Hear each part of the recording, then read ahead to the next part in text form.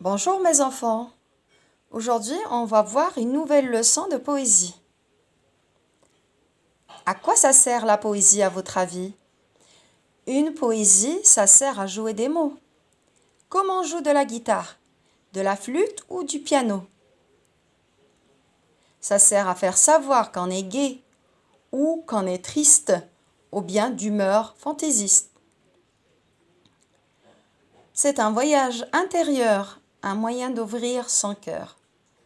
Le poème d'aujourd'hui parle du printemps. Le printemps, c'est l'une des 4 saisons. Regardez, pendant le printemps, la nature est très belle. Le soleil illumine nos journées, les fleurs colorent la nature, les papillons s'envolent, les oiseaux chantent.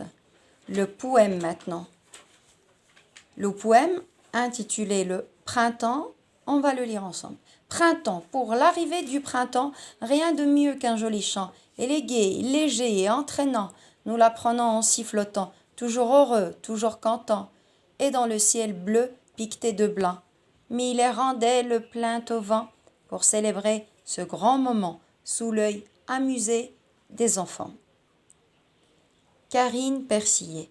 Si je vous pose la question de quoi parle ce poème, bien sûr, il parle de la saison du printemps.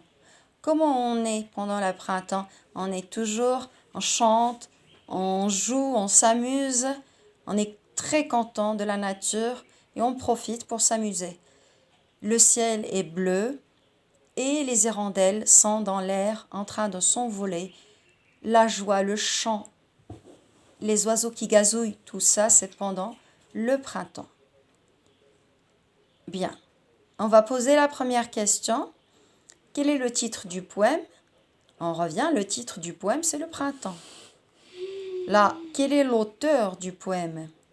Bien sûr, ici, l'auteur, c'est Karine Persillé. Bien, en passant au poème, comment on appelle une ligne dans un poème? Bravo, la ligne, ça s'appelle un vers. Très bien. Maintenant, tout un paragraphe. Il s'agit d'un seul paragraphe au niveau de ce poème. Comment on appelle un paragraphe dans un poème? C'est une strophe. Quand on dit c'est une strophe, regardez, il n'y a pas de blanc typographique entre les lignes, donc il s'agit d'une seule strophe. Bien, et à la fin des vers, on trouve une sonorité qui se répète. Ça s'appelle comment? C'est une rime. Très bien. Ici, on a des rimes continues de type A, A, A. Bien. Les questions ici, on a déjà répondu sur quel est le titre, quel est l'auteur. Maintenant, comment s'appelle une ligne? Bien sûr, c'est un vers. Et le vers commence par une majuscule de même, bien sûr, même si on n'est pas au début de la phrase. Combien ce texte a-t-il de vers? On va revenir au poème. On les compte ensemble.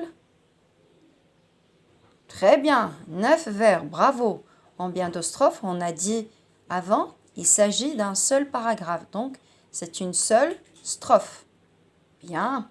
Maintenant, souvent les vers se terminent par des rimes, et la rime qu'on a vue, c'est une répétition à la fin des vers de la dernière syllabe, une sonorité. On a des rimes continues, A, A. Comme on a fait là, on a marqué dans le poème que ce sont des rimes continues de type A, A. Bien. À la fin, je vous demande, bien sûr, ce poème devra être recopié sur vos cahiers marrants. Vous devrez respecter la hauteur des lignes et la présentation. La mémorisation du poème devra être dans la semaine prochaine. Merci de votre attention et bon courage.